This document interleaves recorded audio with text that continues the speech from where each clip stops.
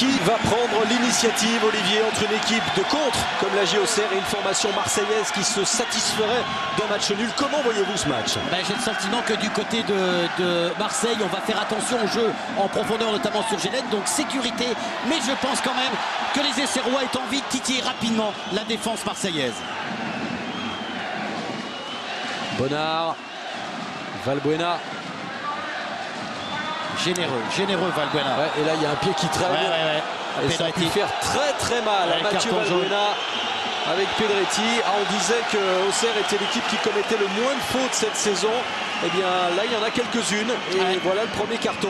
Regardez, la déviation, elle est bonne. Ensuite, il va au contact, Valbuena. Et il arrive en retard, Pedretti. Vous voyez ce coup sur le genou de Valbuena. La scénette, il a complètement oublié le ballon, Pedretti. Et il vient frapper le genou de Valbuena. Il a dû avoir mal, oui, ça c'est sûr. C'est un match assez fermé. On a deux équipes qui défensivement sont très bien organisées. Attention peut-être à cette faute de relance. Et forcément, on a les deux meilleures défenses de France. Avec la tête de Grichting. Brandao. Le contrôle aurait pu être pas terrible et finalement ça profite encore aux Marseillais. Il a raté.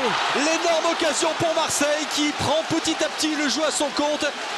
Qu'il est bon le centre de Valbuena qui va passer, regardez, qui passe devant toute la défense. Il y arrive, Lucho. Malheureusement, il est peut-être gêné par le raté de Berthaud. Et finalement, il frappe son ballon du mauvais pied. C'est même du tibia, me semble-t-il.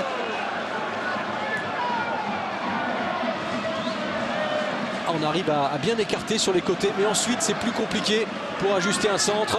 Voilà qui est fait enfin avec le dégagement de Diawara. Sauf que sur cette... la faute de Pedretti. Attention, Pedretti. Attention, il a déjà pris un carton jaune. Oui. Mais il fait preuve de diplomatie, Henri Cirillo, à l'égard du capitaine auxerrois. Il n'y a personne. Il n'y a personne. C'est-à-dire que... J'ai du mal à comprendre quelquefois les déplacements de Gélène qui donnent l'impression de marcher, de se faire oublier, mais il oublie de venir quand même là-bas dans cette surface de réparation. C'est là où on marque des buts, David, donc il faut avoir de la présence du côté d'Auxerre et pour le moment, ça ne fonctionne pas. Angebar, Nicolae, le soutien d'Olièche. Oui, ça reste un peu brouillon. Et alors qu'il y aura une minute de temps additionnel, Marseille qui a dominé cette première période sans vraiment inquiéter Olivier Saurin et qui s'en remet enfin peut-être à la patte du meilleur buteur, Lucho. Jusqu'à présent, c'est Valbuena qui offrait la passe qui aurait pu être décisive. Et bien Lucho ne trouve toujours pas le bon dosage et c'est repoussé par la défense auxerroise. Bien joué, ça peut revenir avec l'appel de balle de Diawara qui est resté aux avant-postes. Brandao battu dans les airs. Voilà Diawara ensuite. Diawara qui est sanctionné. Non. Bon, je sais pas. On y va, tout le monde y va de cœur. Regardez que ce soit Doudka ou Diawara. L'objectif n'est que de prendre le ballon. Il aurait pu laisser jouer Monsieur Picirillo. Il a lui estimé que Diawara commettait une faute. Moi je trouvais qu'il y avait de l'engagement simplement. Il y a eu de l'engagement en tout cas dans cette première période, mais les deux équipes se neutralisent et toujours 5 points d'écart au classement entre Auxerre et Marseille. 0-0 à la pause. Angebar pour Yelen. On est reparti presque sur les mêmes bases du côté d'Auxerre en tout cas. On mise devant sur Yelen. Coup franc pour l'Olympique de Marseille. Lucho va s'en charger. Voilà toujours l'arme qui est redoutable du côté de Marseille. Et voilà, avec cette tête qui passe de peu à côté. Mais enfin, on va dire que là, c'est une occasion.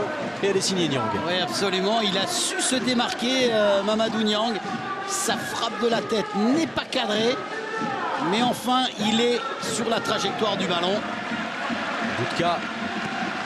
Olièche dans la profondeur. Repoussé par Heinze. Pedretti à la lutte avec Bia et avec Caboret. Et voilà peut-être ce centre de Yelen. La sortie de Mandanda, ce n'est pas terminé. Si, c'est dégagé par Bonnard. Et bien voilà, en une minute, on a eu 2 occasions, 2 fois plus qu'en première. Oui, mais Birsa n'a pas suffisamment accompagné dans la surface de réparation. Encore une fois, David, sur cet excellent centre de Yelen.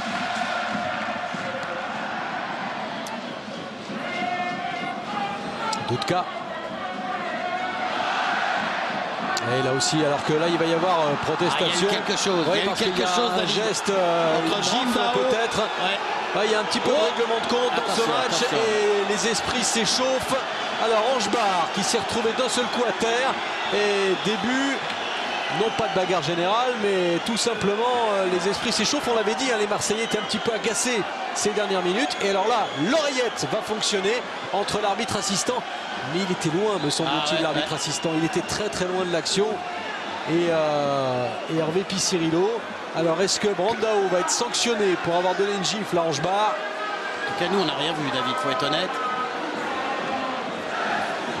Explication également Ça y va. entre Brandao et Nicolae. Alors voilà ce qui s'est passé. Oh, le coup de coude. Ah oui, il y a un vrai coup de coude. C'est même pas une gifle. Oh non, c'est non, un coup de coude. c'est geste Brandao volontaire. sur Oh Angebar.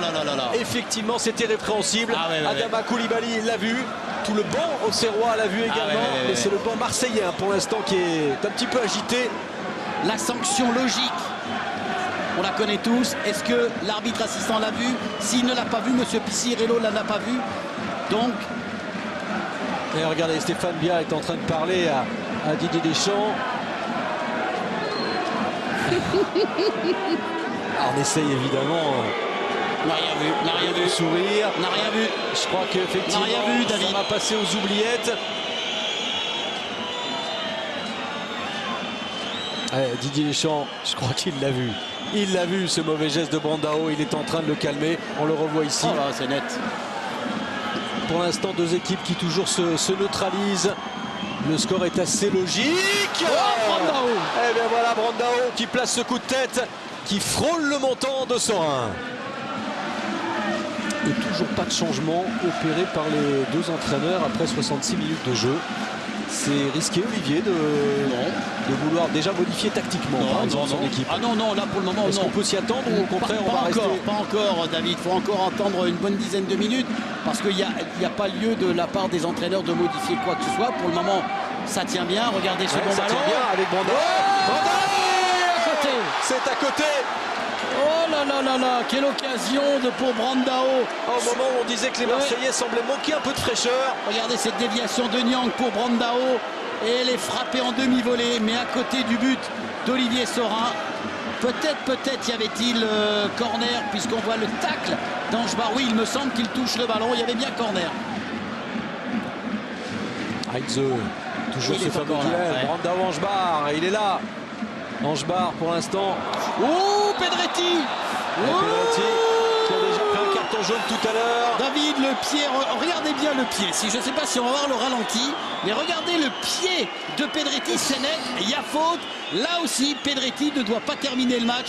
David, sur ce geste volontaire, il vient vraiment agresser la cheville de Lucho. Lichting. Versa.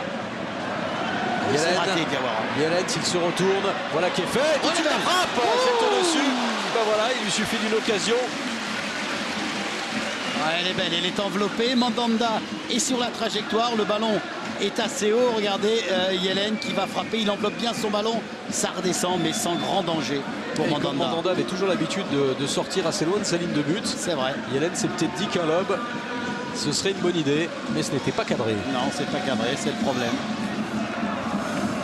Pedretti pour Koulibaly. On est dans les 3 dernières minutes d'un match quand même qui restera sans grand relief. Attendez, c'est pas fini. Sauf si sur la fin, ça s'anime.